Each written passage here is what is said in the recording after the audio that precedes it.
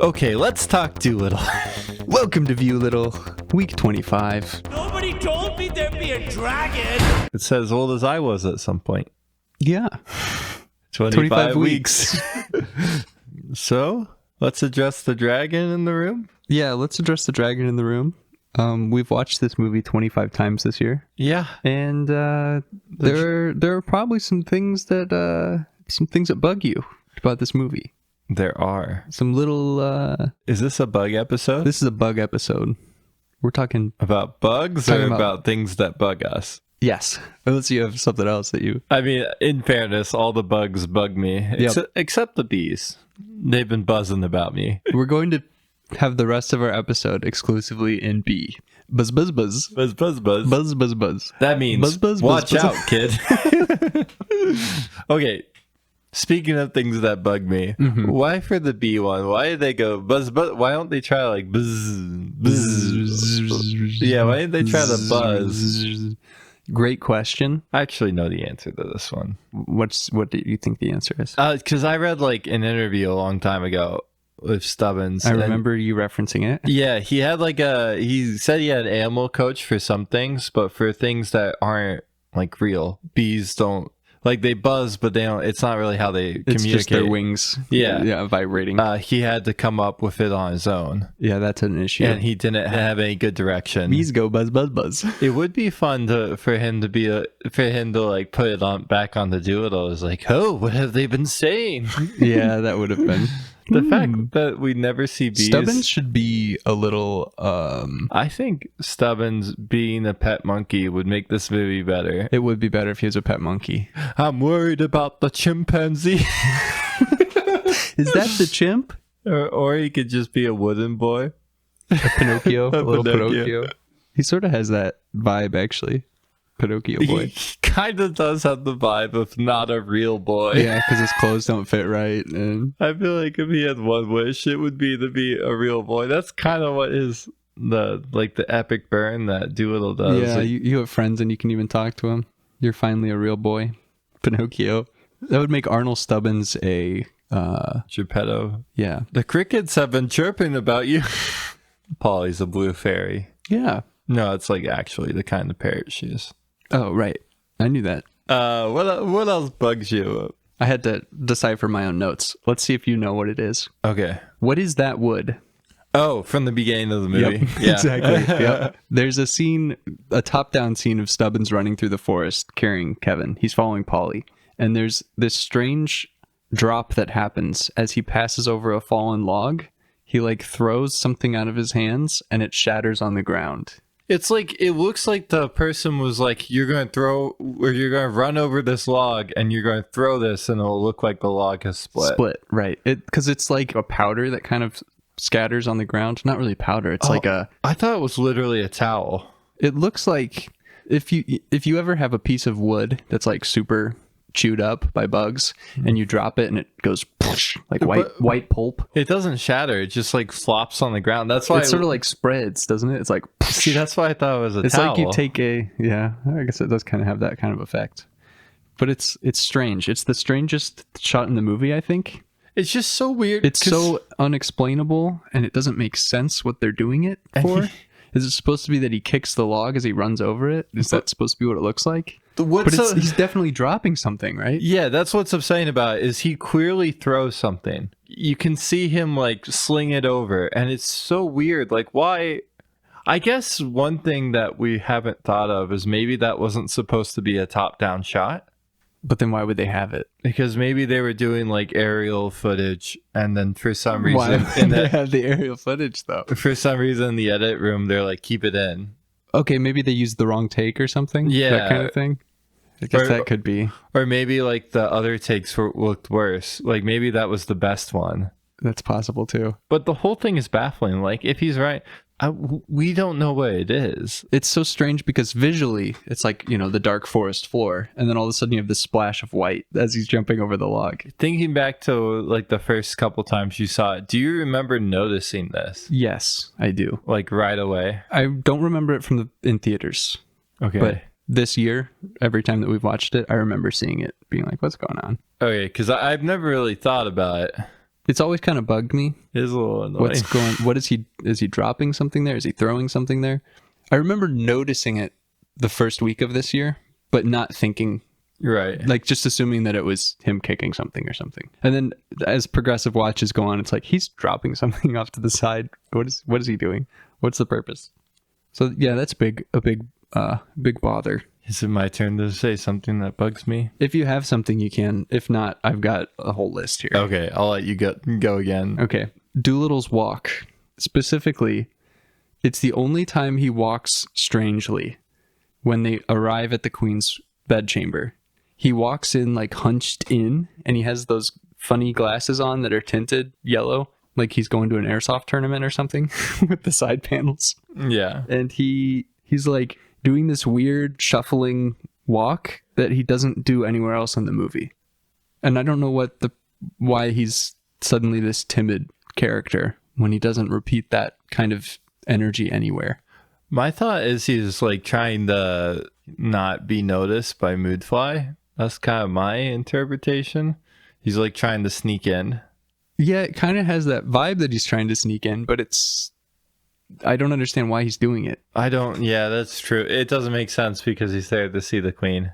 And he's not like that. It would make more sense to me if, okay, Dolittle is like this every time he's around people or something. But he's not. Everywhere else in the movie, he's more confident. But he's never around people. Rizzoli. He's not really confident around Rizzoli. But he's not like timid. No, but he's in jail. Yeah, but I don't know. And it doesn't repeat whenever they're standing on the dock. You're right. You know, he's not suddenly like, oh no, people. The context and it doesn't isn't the come same. up like in the cave of the dragon. I feel like the context of those scenes is very important because it's like tense versus. He looks like Frankenstein's monster as he's walking into the Queen's bedchamber. He's coming in and he's all like shriveled in. He's like, "Well, I'm Dr. Dolittle." He's got crazy eyes flickering back and forth. Yeah. Frankenstein was the real monster. No, that's the plot of it. Is that in the end? Yeah, you're right. The monster that... was Frankenstein. Yeah, and Frankenstein's creation was not a monster. Right. That felt really powerful because I saw how much that annoyed you, and then it clicked. Yeah, I tip my hat to you, sir. Sorry. Chapeau. Things that annoy me in that scene. It's kind of my favorite line, but it's also kind of silly, is when they narrate like the dog is licking the Queen. Yep. But that's also kind of funny. So I it feel is like kind it of gets funny. a pass. Yeah. But it's not. So we had this conversation before we started this, but like I feel like if things were sillier, if the tone of the movie was sillier, then a lot of the jokes would land better. Especially coming off of the Dr. Dolittle movies. Definitely feel that way. Because it would be funny if there was more stuff like that. Like, oh, the dog is licking the Queen. More silly situational, like, oddities. Yeah. Because we make those jokes the entire time watching it, too. Or we did. Yeah, we do. We have. Now we mostly watch in silence. Right. Contemplating our lives. And thinking about things that bug us. Such as Great Goof, Stubbins bandana. When Lady Rose puts her bandana handkerchief around Stubbins' neck. The first time you see her put it around his neck, it's like folded really neatly into a single band, and you see the triangle poking out behind his collar. And then you cut behind Stubbins, and it doesn't overlap his collar. And then you cut back, and you see that it's not overlapping his collar. So it keeps the continuity isn't there. Have you thought that the bandana is a dimensional fabric? It's possible that you can only see it from certain angles. Mm-hmm. Yeah. Also, just the bandana in general, this handkerchief in general, serves no purpose. Okay, this is a total aside, but wouldn't it be great if Stubbins was like into magic? Like the sleight of hand and yes, stuff. And he uses this handkerchief as like a way to trick his jailers. He's like distracting them or something. It would just be all the pirates in Razzuli's island at the dinner, at the big feast. They're all amazed by his magic, his rudimentary magic that he practices, his magician tricks. I will make this key disappear. The jailer's key. If you hand it to me, I'll make it disappear. Oh, he can't do that. Is he magic? How does he do it? Honestly, just Dolittle himself being a magician would make this a little better. Sleight of hand stuff. Yeah. Some sleight of hand stuff. He sort of has that energy. He does. He has big magician energy. Yeah. He sort of dresses like a magician, He too. does. Like a modern day, Yeah. like America's Got Talent. Right. Some kind of quirky. Even his act, like, now I'm going to talk to animals. And Right, it's all- yeah. Let's see. Lord Badgley bugs me. He does not serve the plot very well. It's weird to have a secondary pulling the strings antagonist in this movie. Part of what really bugs me about him, he has a line talking about how England has many enemies and showing even a single sign of weakness. And what is it? How does it go? Something like that. It's something like that. And we can't have a child. Our enemies are England's enemies are circling, and we can't show a sign of weakness, type thing. Yeah. But how does having a queen Die. show us, like having a queen die? I feel like is a bigger sign of weakness. Yeah. Because suddenly it's like, oh, England, their ruler is, they're in turmoil. They don't have their monarchy is broken. It would make more sense if he was working as her advisor. And do you know what would also make more sense? What? If Jessie Buckley wasn't cast as the queen. Like, You're right. If the she queen shouldn't be 30 years old. If the queen is like 16 or 17, this suddenly makes sense Yeah. because it is a child queen and she Right. hasn't done anything. But it also wouldn't make sense for this high up advisor to be like, oh, I'm going to kill this 16-year-old queen, instead of being like, oh, I'm going to seize power by killing the other advisors or something. You know what I mean? Yeah, I mean, well, you make an excuse to like have a coup, but your coup itself is selfish. Okay, that's fair. Like a lot of times, You just right? want personal power. Exactly. And Lord Badgley's old, so it's like his last chance to grab power. type Yeah, thing. he's disposing the old ruler, and that's just like an excuse he's giving. But I the reason why I don't like him is he's in the movie in 3 scenes. There's like a weird disconnect where he says he more or less admits to poisoning the queen, and then later Moodfly admits to poisoning the queen. Yeah. And when they have that talking scene, Moodfly doesn't know that the queen is poisoned. It sort of has that impression. The way it comes across is that Dr. Moodfly thinks Lord Badgley wants Dolittle to succeed in finding the Eden Tree Island, is the way that the conversation comes across. Because Moodfly says, you can't possibly believe in what Dolittle's trying to do. Yeah, it's weird because then later he's like, so what did he give you to poison the queen? And it's just such a weird, it doesn't make sense. There's a disconnect there. But that bugs me. I think if I were to make this movie better, I would completely eliminate Badgley. And you turn Moodfly into a private entity who has his own personal army that he's going after Dolittle with. And you could make it be a like Moodfly doing a power grab, because it could be like whoever brings her the Eden fruit. He should be some corpo East India Trading Company. The only issue with that is the East India Trading Company was more or less part of the empire. Yeah, it was, but I don't know. I feel like it works better because it's sort of separated from the monarchy a bit more, Right. than House of Lords. Right. In actuality, it wasn't. But I know what you're saying. I'm being... Yeah. Because, like, history doesn't need to be right in movies like Dolittle. History will remember me. What else bugs you? The CGI flag on the boat Yeah, that one does bug you. It bugs hear me about a that lot. every single time. bugs me a lot.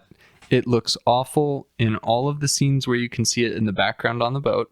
It looks really awful whenever the boat sinks, whenever the water lily sinks to the bottom of the harbor. And the last thing is the flag flapping on top of the water as it goes under. It looks so bad. It's the best transition. It is the best transition, but it has the worst CGI in the movie. That's not true. What's worse? Stubbins on the draft. Okay, you're right. Like, hands But that's down. way funnier. Okay. Polar Express Stubbins is really funny. And that makes it not as bad as Flag. Flippy Flappy Flag is not as funny. Yeah, okay, you're right. I think the dog is worse than the flag. He does not look good. At least you're like, okay, it's a CGI dog. Yeah, but You know what I mean? But CGIing a flag. the more I watch, okay, Jip really bugs me with the way he looks because he doesn't look like any other animal. Like, he looks worse, markedly worse in every single scene. And I think it's because they're trying to do like the fur texture, Yeah. and it's just not working. I definitely think that they were also trying to make him look like Lucky from Dr. Dolittle. Yeah, You see the similarity, right? I do. He's definitely there, like mangy mutt. And they're like, oh, we've got this new fur texture we can try out. Okay, in Fairness, fairness, CGI engine. that could also just be like the book is that Jip is supposed to be a mangy mutt, and then they both took that. Yeah, that's possible. I- That could be inspired not by Dr. Dolittle, Yeah. the movie. Speaking of things that bug, the bugs. I don't think there's a single bug in this. There's only 2 bugs in this movie. There are Like- 3 bugs. The bees. The bees aren't real. They There never. are 4 bugs. Bees, Dylan. There are 5 bugs. Okay, bees, Dylan, ants, James. What's the 5th bug? Sticks. Sticks. Oh, you're. How did I forget There are about 5 sticks? bugs. You're right. So there's 3 actual bugs that show up. Yeah, Like and 2 are 3 just named. 3 categories. Yeah. Because there's the ants that are multiple bugs. Right, yeah. I guess there's technically a lot of A bugs. lot of bugs in Yeah. this movie. If you're counting each ant individually. Yeah, but the ants bug. Today, realizing that instead of doing a Godfather joke, they could have done some parallel of like Dr. Dolittle going, oh, we have to help the human queen. She's very sick. And all the ants going, the queen is sick. Oh, we're ants. We want to help you because we have a queen. And Aren't if there- our queen was sick, we would want your help. Aren't there more queens that can sprout wings? Why are you so concerned with this one? We'll donate a queen to you. That would be good. He actually has to take on a princess. An Yeah. ant princess joins his party. And she's like a snobby princess. That's snobby, the joke. snobby ant princess. And falls in love with James. Hmm. It's part of like a will they, won't they. No. No, I'm not for that. Okay, well, the ant princess Fall in comes love along. with Stubbins, and she's actually like Stubbins an has a- anthropomorphic. Stubbins. Oh, yeah, right. I see where you're going with this. She's literally an ant girl. Stubbins is sort of like a miniature artist as well. No, so- oh, that's also good. No, what's even better is she's just an actual human. Yeah, that is good. And then Lady Rose gets super jealous because Stubbins gives this ant princess queen her handkerchief. So they come back to the palace. And that's my handkerchief. It gets really heated. Okay. Any other bugs? What bugs you about the bugs? Do you need to be more specific? Because I don't know if you do. They all kind of suck. They're all just bothersome. Godfather joke isn't Godfather funny. joke is not good.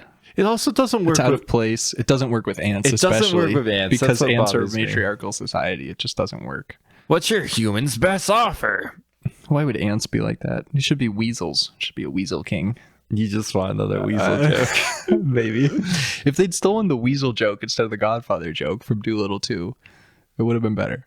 I have no qualms. No qualms, here. No qualms here. James sucks. That's all. We've spoken about James a lot and his bothersomeness. Okay. I think there are 3 ways you can improve it. You take him out. Yep. Get rid of James. That works. That works. Number 2 is you go full power ahead in the direction. He's a horny dragonfly. Yeah, you And amp him up. You really Ramp him up to like 10 times more extreme. Disgusting. Make him do weird things to the lions while they're sleeping.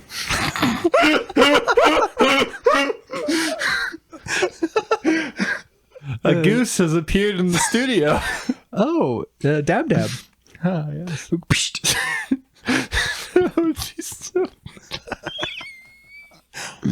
The idea that he's just a sex pest. You change it from a dragonfly to a mosquito, and he's literally a he's sex a- pest. Would he be better as a mosquito? I think so. It would make more sense for him to be annoying. Yeah, it would be more sensical. And you could also like play it up with the Right. Make him constantly buzzing around people. Just that noise. They play that noise in your Yeah, ear. every time he's when he's flying around the feast scene, all of Rizzuli's guards are like, oh god. And then he lands on a blood pudding and No, he lands on Stubbins. and gives him a mosquito bite. Yeah, he goes to buy him, and then that's when Stubbins goes, psst. Ouch. Ow. No, then Stubbins goes, buzz, buzz, buzz. Buzz, buzz, buzz. It'd be higher, right, for mosquito? And then the third option for fixing James is to not do any of that weird. Yeah, make him a normal bug. Yeah, just don't make him like borderline sexist. Because all those scenes are uncomfortable and they're not great. Yeah. Like, what does Dylan have that I don't have besides a massive stinger? That line's out of place. Who would ever find that funny? It's only kind of funny because of what is it doing here? Right? It's funny because this is a kids movie that has no other sex jokes. Why is there a sex joke animal? Yeah. What's going on here? And like, if this was Definitely taken from Dr. Dolittle. right, but That in spirit, Dr. in spirit. Dolittle, there's like a bunch of animals making those jokes, which Right. doesn't make the jokes better, but it puts it. There's context around it. Sure, yeah. The movie's PG-13. Yeah. Gosh. Oh, and then the Rizzoli scene, that bugs me. It bugs me that we can never spy the wizard. The wizard, is he there? I forgot to look for him until it was too late, and we weren't going back. No, can't go back. Can't go back for wizards. There's some things you can go back for, like counting how long it takes the cannonball to hit the ship. Oh, we have determined that Stubbins is roughly He travels the speed of close to the speed of a cannonball. of 2/3 of a cannonball. Yeah, 2/3 of it. The cannonball was roughly 10 seconds. Stubbins was roughly 15. Yeah. Well, Stubbins is exactly 15. It's such a weird scene, too. We talked about that again. Is like, Them firing on the ship would have been more impactful if they hadn't fired on the ship 30 minutes before. If that was the first time that the English were actually launching cannonballs, it would be like, oh, wow, whoa, what's going on here? These guys are, uh-oh. But instead, it's like, you already did this. You already fired. they should have gone extreme, like, war flashbacks. Like, extreme. Like, PTSD. I was thinking Chi-Chi should have gotten PTSD in that moment. Chi-Chi running, like, arms up like Platoon. Yeah. I don't know why that was something, because it's him jumping out of the boat. Right. He kind of reminds me of Platoon. Chi-Chi's not on the boat. That's the monkey. Oh, you're It's right. one of the capuchin monkeys. Yeah, it's very Platoon-esque in pose. The way it spreads its arms. This is another aside, but did you know that apes can learn to swim? Apes can learn to swim? Yeah. They don't know to swim. No. They have to take a class. They have to learn how to swim, which is very cool. Apparently, they've done I guess that makes sense. some more studies that they can teach like chimpanzees and orangutans to swim, but they don't know instinctually.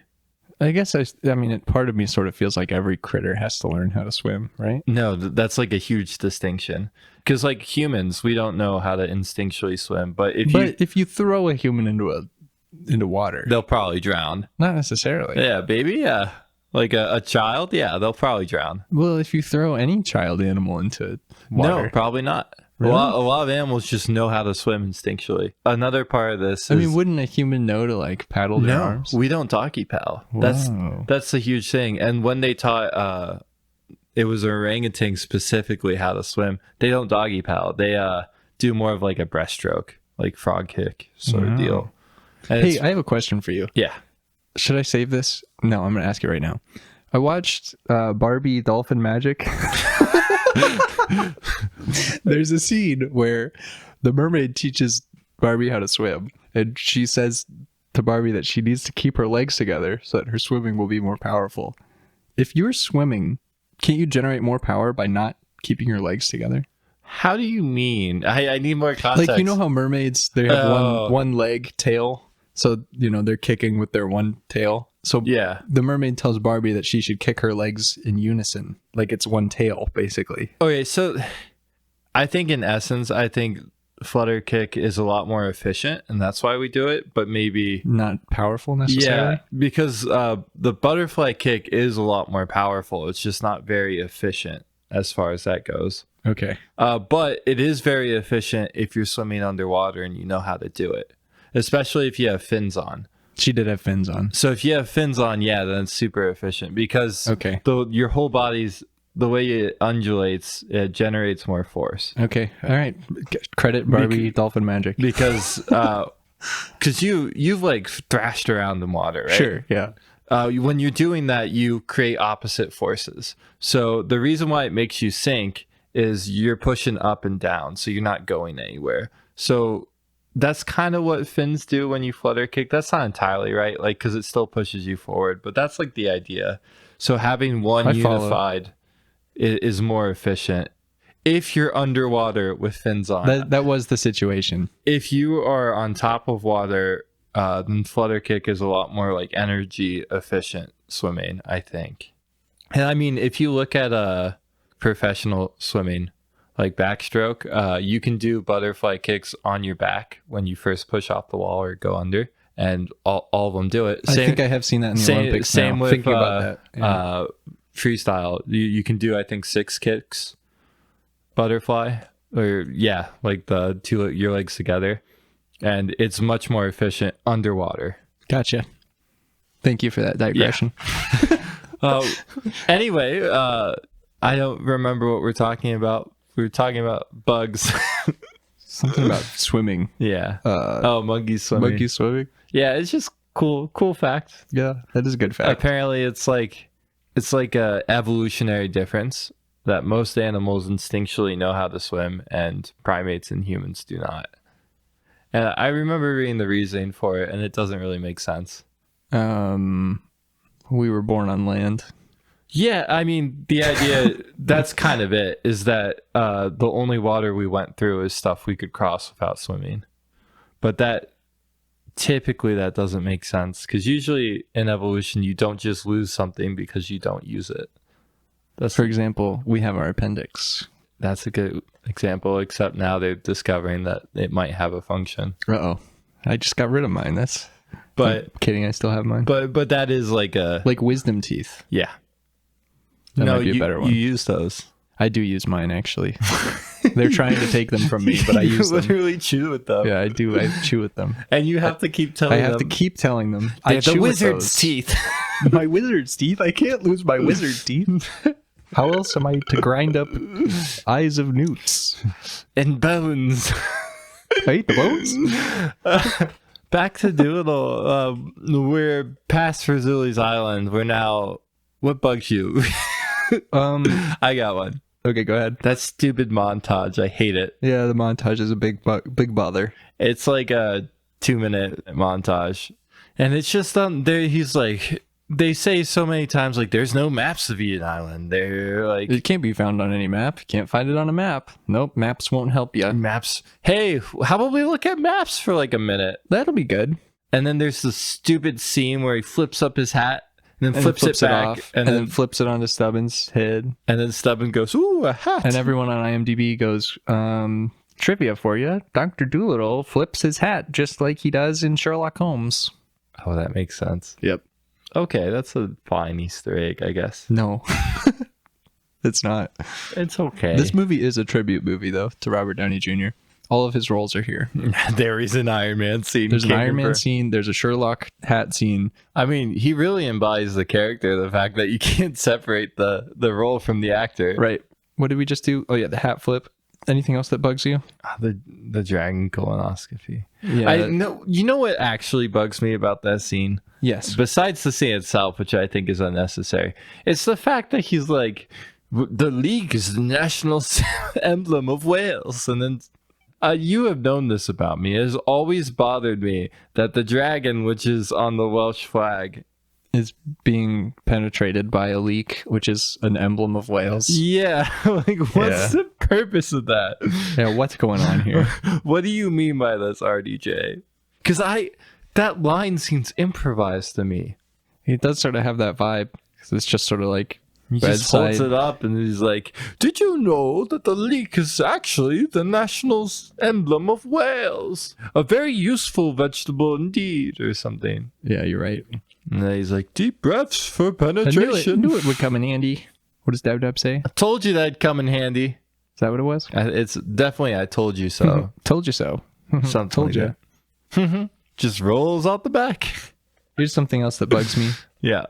Whenever Stubbins catches the rope and then calls for Yoshi to come help him, and then Yoshi helps him, and then Plimpton comes in and goes, "Oh, this is going to murder my back," and also helps.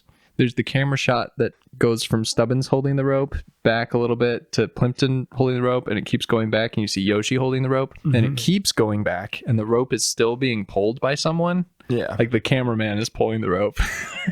Yeah, There's we someone talked about there this. holding the rope. It's for like dramatic effect and like where he catches the rope too. Yeah. He doesn't catch. There's like maybe a couple feet behind. And then all of a sudden there's like 20 feet of rope. There isn't enough room behind him for both a bear and an ostrich. Yeah. Here's another thing that bugs me. After Chi-Chi fights Barry the tiger and puts him to sleep, Dr. Dolittle goes, "Anyway." It's like a fourth wall break, isn't it? It really is. And then there's two of them in that scene with the ding. Chi-Chi's smile sound effect and You know what this? Dr. Dolittle's "Anyway." I think I figured out another way we can fix this movie. How? If there are more whip cracks. More whip cracks would definitely... more extreme sound effects would help a lot. Just whip cracks. Yeah. Whenever they move their hands up or down. The Johnny Test treatment. Yeah, the Johnny Test treatment. Yeah, it could use some whip cracks. That's gonna in the future when I can load chips into my implant. I'm gonna be You're like, gonna make whip cracks on hand movements. Can I get your the- VR glasses that you wear every Yeah. time you move your hands? It's motion tracked, and you're getting whip cracks. given the Johnny Test treatment, and then I upload a virus to your headset. So whenever I look at other people, I see the whip cracking on every statement. My neural capacitor is being overloaded.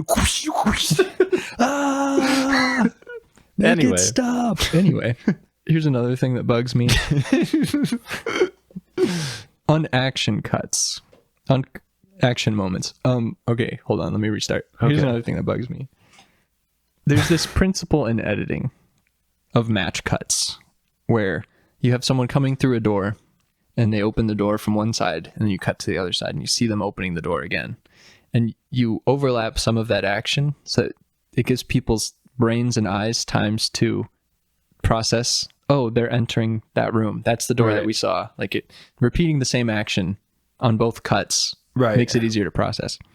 I feel like this movie has a habit of on action cuts, on cuts where someone is doing something, not only is the action not matching up, not repeated, it's advanced multiple moments beyond it. Perfect example of this, Stubbins catching the fruit and standing up. Okay, are you saying that there needs to be more? You need to see more. Okay, You need to see more. I feel like this is TikTok editing, where it's like super fast paced and trimmed way down. And not only are you not given the time to process where things are, but everything is advanced multiple steps beyond where it was. I think like it everything has- is montage. it has both of those problems though, because like the Stubbins slide is the example of the other thing, where the issue with it is that you see Stubbins go for a slide, and then there's 10 seconds of filler between it, right?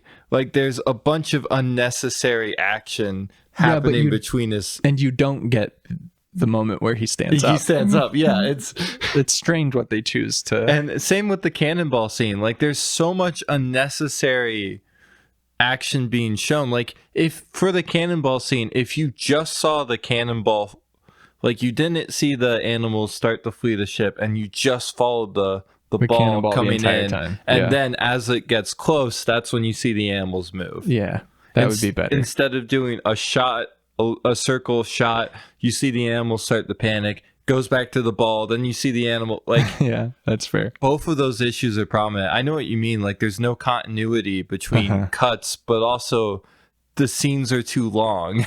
Yeah, you're right. You're right. You make a good point that because the moments that they're choosing to show are not exactly. A perfect example of this is the Rizzoli talking to Dolittle in his jail cell, where it's just such a cut up mess, and there's so much unnecessary things being shown, but also there's not enough to get context of where people are at. Yeah. Where the way you fix that is you just take some of those cuts out. If Rizzoli's was like three shots, it would have worked better. They are both trying, they're doing both sins. Like, they're both trying to like really show what's going on. Like, they're really trying to contextualize things that are happening, but they're cutting so much that it like kind of ruins that at the same time. That's what the whole Stubbins slide is. Like, they're trying to show the action that's happening in the room, but by doing it at the same time as a character doing a power slide, it's ridiculous. You should give all that context before he goes into the slide, right? And then just let the slide happen. Or you do like 3 seconds of like Dolittle tripping the guy. Like, as soon as he does the slide, if Dolittle trips the guy, that's fine. But you gotta let all the other stuff not happen. Or he starts the slide and then you follow the Eden fruit. That would be better. And then when it gets to Stubbins, finally, you get to see him stand up. Yeah. Another thing that helps, if you follow a character, you can see in the background what's happening. The character shouldn't just disappear. And I feel like that's the CG you're talking about, where it's probably more difficult to show made up, like, not real things in a moving action slide where they would be in the background. That's probably true. But then they do it with the giraffe scene. Well. The giraffe's like literally in the whole thing, because you have the context of seeing Stubbins on the giraffe like for the majority of that scene when they're on the boat. Anytime they cut to the boat, they do it in an angle where you can see the giraffe after the initial moments, and when they're not getting reaction shots of them going, let's go Stubbins, let's go. Right, but those work because it's not a ridiculous amount of time. Right. Well, the distance is longer. If Stubbins had been able to slide along the English Channel, you know, like, or like, for a flip side, if he jumped off the elevator thing and then you do the 10 cuts, that would look horrible. And that's essentially what that is wild. That's like a beginning movie versus middle and end.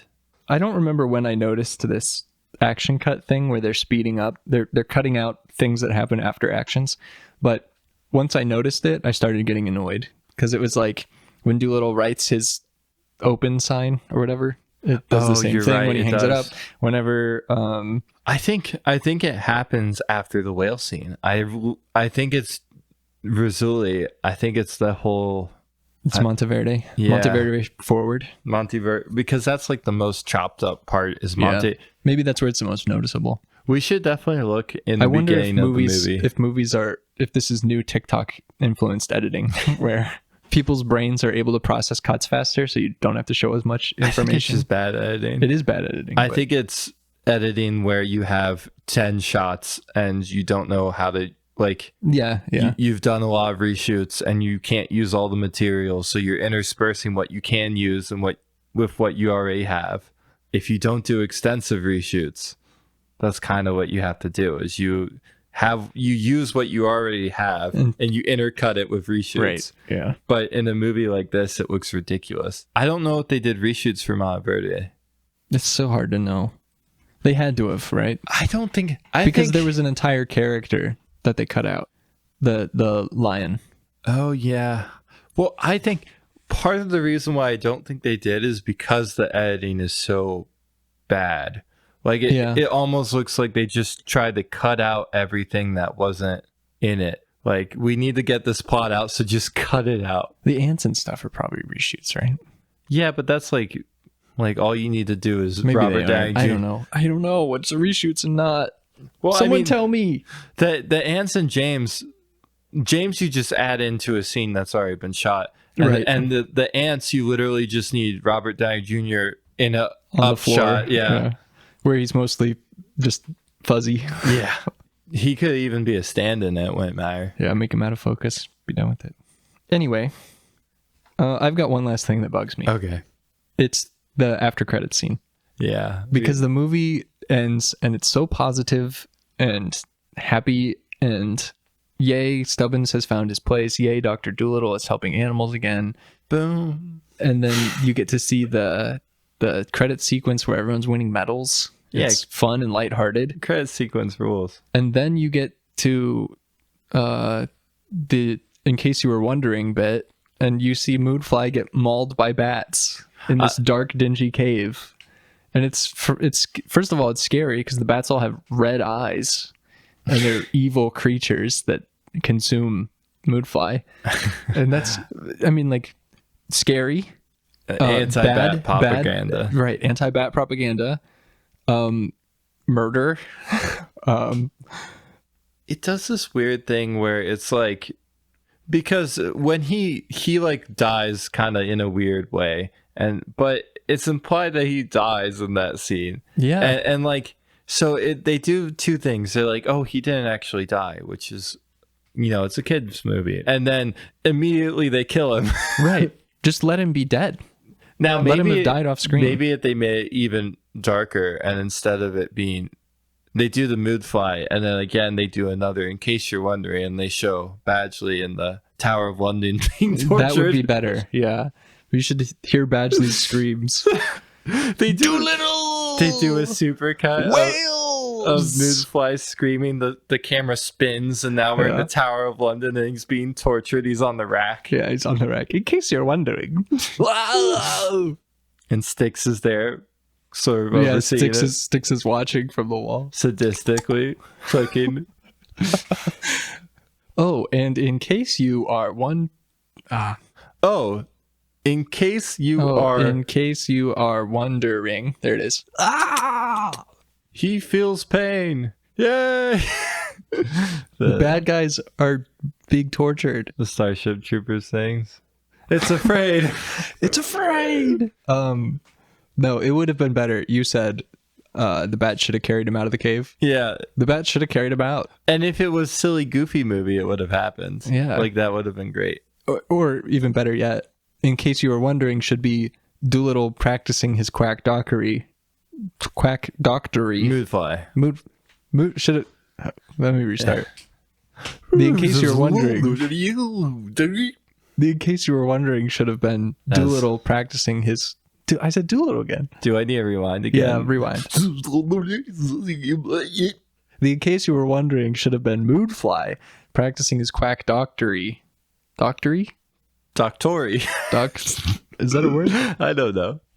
He should have been a quack doctor for like the dragon. Yeah. And other critters on this. Wait, wouldn't island. it make more sense if it was for the duck? Sorry. Yeah, edit that one out. Anyway. Oh, you know what bugs me? Yes. No. RDJ snuck in his pose of his like finger and his thumb on his face in one of those portraits. Oh yeah, I know. And it really bothers me because it's like the zoomed out one of like everyone, and he's doing the pose, and it just irks me. For those of you who don't know what the pose are, you can watch the movie and find it. Freaks. Yep. Does he also kind of do it when there's another picture? He's reading from the botany book, the Botanical Index. Does he kind of have it then? There's another portrait of him just doing the pose. Yeah, and I feel like it's something I've seen just RDJ do. Hey, get back here! Hey, that was a rip. Hey, there really should be more rips. That bugs me. But that's all. That's a bug. That bugs. I feel like this has been a good airing of grievances. I agree. Getting some of the things that have bugged us out of the way here. Got anything non-Dolittle related to share? I have actually been watching movies again, which has been a nice change. It's good to see movies that aren't Dolittle or Dr. Dolittle or Dr. Dolittle 2. Let's see. As for a list, I watched Jawbreakers, which is a late 90s, like a 99, dark high school comedy. It's trying to be in like the vein of Heathers, but it's not very good. But it looks really pretty. Like It's very vibrant, high contrast colors. And then I watched Mirror Mirror, which is by Tarsum Singh. He did Immortals. It's like the Greek myth one. Okay. About the guy with a boat. His whole thing is like high contrast. And that's what this movie is. And then I watched another one, The Girls of Rochefort. And what was a good comparison for Mirror Mirror is there's like a very long dance sequence, which was really funny because it's like they don't know how to dance. Like, this looks awful. And then another thing he did, there's like a weird Bollywood music video at the end of the movie, which kind of ruled. But again, that's always great. It was like, oh, none of these people know how to dance. They're white. That's too bad. And like then seeing like Rochefort, like an actual musical with great numbers and like really well shot, really beautiful, well movie. Choreographed, and Jacques Demy, watch it. It's really good. But also the thing that really got me, sorry, it's nice seeing a movie with a good structure, a movie that like has good setups and payoffs and like good, like there's like a good setup and then it's a fake out. Like you're like, oh, this is going to happen, and then it misses and it's great. And there's like a bunch of stuff in that movie that does that. And I feel like we haven't watched a movie with that. Like we certainly have not. Like either of the Dr. Dolittles don't really have the same like setups, payoffs, if that makes sense. It's not like it's not ingrained into the movie. Like there are jokes that do it, but it's not. I get what you're saying. The plot doesn't hinge around it, I guess. And yeah, it was very refreshing and I liked it a lot. Nice. What about you? What have you been Well, watching? I mentioned I watched Barbie Dolphin Magic. Yeah. I don't know if that's the actual name of it. But so it's why something did like you that. watch that? So Was that by yourself? No, it was me, TJ, and Nico. Oh. And we were just, doing the old Netflix scroll, Yeah. looking for something to watch. And I don't know, it came up and for some reason we clicked on it. Oh. It was funny to see. The Barbie extended universe actually looks pretty interesting. There's characters that like grow up and get older through these like 40 Barbie movies that they have. I think what's funny is a lot of people I work with are talking about the Barbie movies and they remember them looking better than they do. They look horrible. They look horrible. Nothing happens in them. They're basically just TV shows. Yeah. Like they're kid TV shows that are just kind of nonsense. So that was not good. I've also got Renfield on here. You watch Renfield? Watched Renfield. Like it? Dislike it? Disliked it because it wasn't written very well. Okay. But also the entire thing just felt really cheap. Yeah. All of the setups and lighting and staging and fighting is really bad. It's like embarrassing. But is that it feels like a YouTube video series, like that somebody like their passion project on YouTube. So like if you saw it on YouTube and it was some person putting this out there, you'd be like, oh, good for them. This is kind of neat. They're trying something. So I have a question then. Was it on purpose? Like, because like when I watched I haven't seen a movie. I've seen the trailer, but the like camp and like low production value seems purposeful. And even if it is, that doesn't make it good. But see, the moments that work, they're like a couple of gory practical effect moments that are sort of hyper campy and kind of fun with Nick Cage, but they're so few and far between in a movie with some of the worst action choreography that I've ever seen. That sucks. It's really rough, and the lighting setups are all just flash colored lights everywhere, and it's just kind of like student filmy. I don't know. Okay. It just wasn't very good. Also watched Fantasy Football. How was it? The ending is just really stupid. The girl knows JavaScript so she can tell her professional football coach how he should run the last play of the game. Really stupid. That sounds incredible. It sounds way better than what it actually was. That's like your movie. That's your whole movie that you've made like 10 years ago. Your algorithm intern. That's like rules. It is like algorithm intern a little bit, but it wasn't. Does she say that? I know JavaScript. Essentially, she's like, "Oh, this is just like coding." Oh, she said. I don't remember what coding. Python. She says Python. Okay. This is like Python. This is just like Python. That's not as funny as a JavaScript. bunch of ones and zeros fly across her phone screen as she's watching. That's incredible.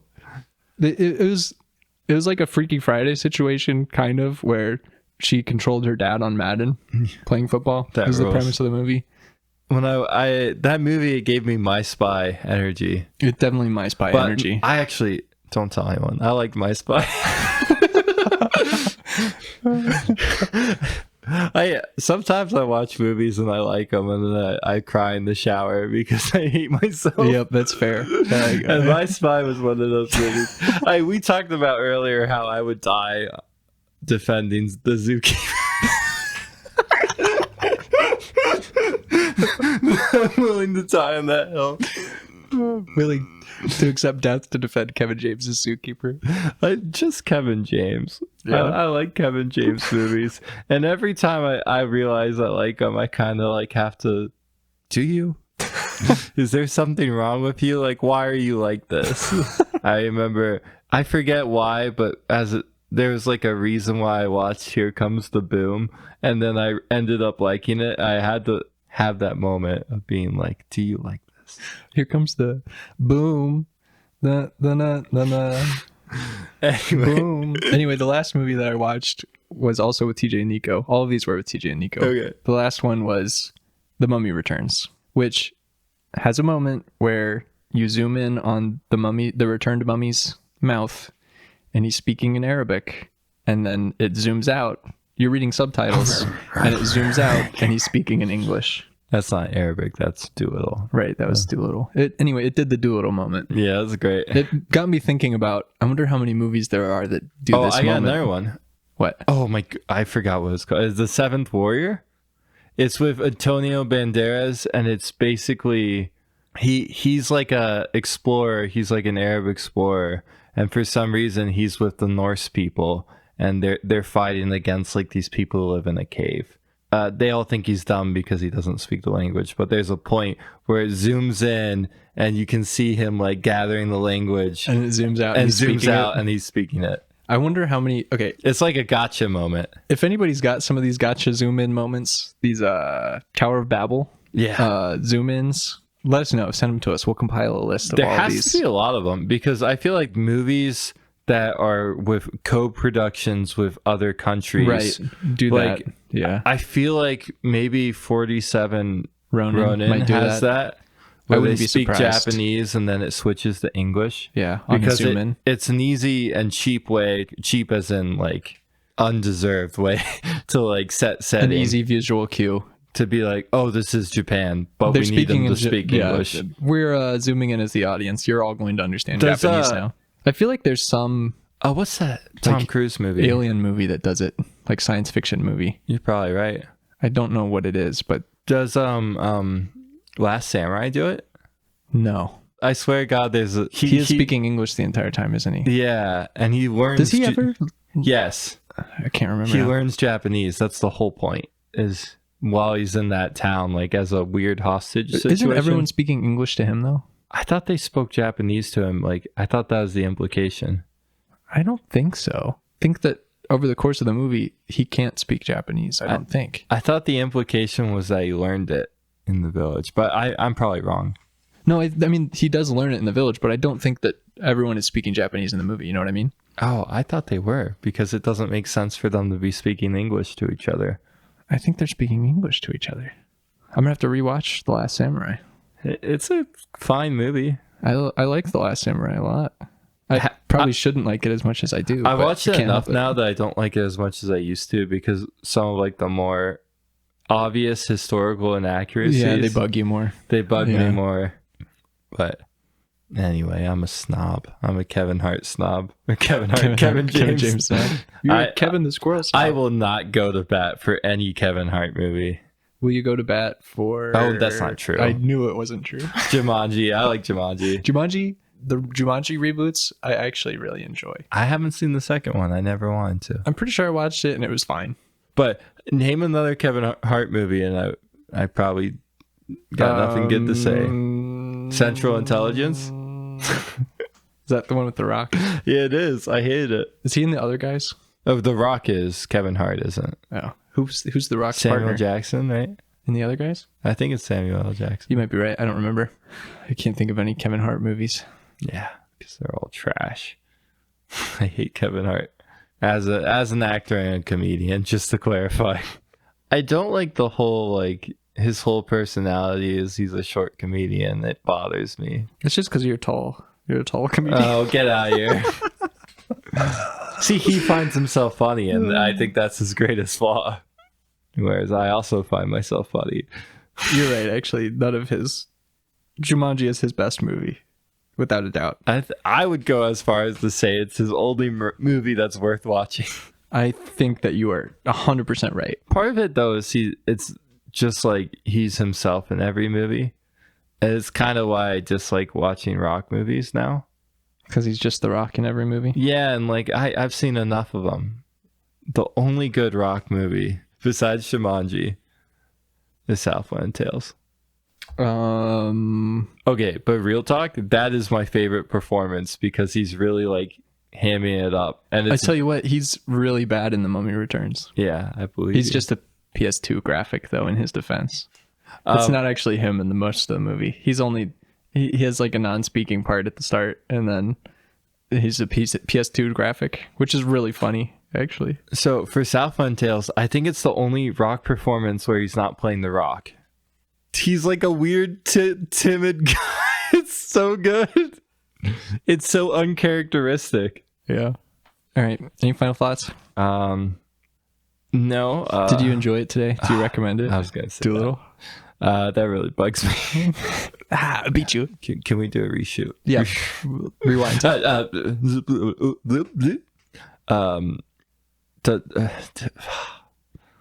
Line. Did you enjoy Dolittle today? Do you recommend Dolittle? Sorry, that was a bad joke. Yeah, it was really bad. I'm sorry for the joke, and I'm sorry for Dolittle. I do not. I'm not a yes or a no today for enjoy. I'm leaning towards no, but I didn't really hate it today. As far as recommend, I think I'll flip around. I think you should watch it. You should watch it because there are so many things to bug you, and it'll be fun to find all the little things that bug and bother you. You should feel our pain. If you're a freak like us and you want to be bugged and bothered, my ringtone is the entire. It just plays the entire movie, the audio all the way from the start. When someone calls me and I don't answer, no one else can call me for an hour and a half. Did you enjoy it? No, do you recommend? Did not enjoy it. Do not recommend. Where can you find us? We are wherever you listen to podcasts. We're on YouTube at Speaking in Animals. Speaking in Animals Productions. Is it up to date? No. Yes. The answer is yes. It's always up to date. Always up to date. It's canon. Yep, it's canon. And if you want to watch or listen to the Legends tier, anywhere you can find podcasts. If you want to email us, it's at dr.viewlittle.com at gmail.com. I'm sorry. It's okay. I felt like I was doing a good transition. I kind of touched it a little kind of bit. got scuffed there. I I had something I was going to say really fast. Be sure to email us Bug facts. Bug facts or babble transition moments that you know of in movies. Or any swimming facts. We like those. Right, yeah. Honestly, if you email us the facts. Yeah, email us the facts. Just let us know. Hit us up. Don't fax them. Sorry. I'm not myself today. You won't be able to continue for much longer given the damage you've taken and the pain you're in. How'd you know? I'm kidding. I pooped 4 times today.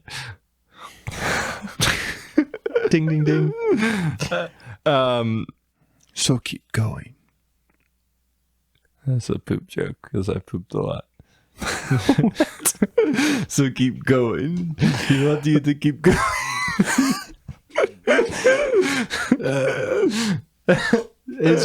Is Dr. Doolittle's name being John because it's like, gotta go to the John. Gotta go. That's why the dragon constipation thing. It's like Dr. Doolittle, John Poo.